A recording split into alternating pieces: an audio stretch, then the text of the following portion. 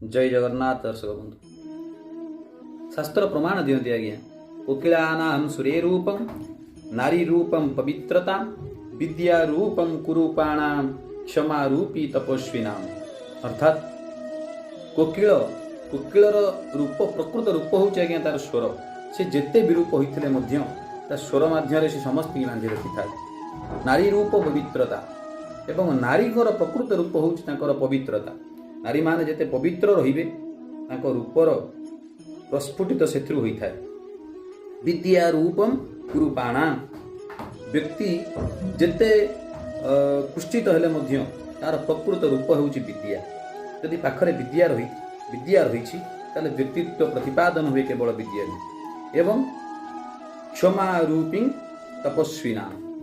तपस्वी जो माने एमाने साधक सेमानकर प्रकृत रूप होउछि आज्ञा क्षमा। क्षमा बଳରେ तपस्वी माने सिद्ध होई पारंती। जय जगन्नाथ, जय श्री राधे।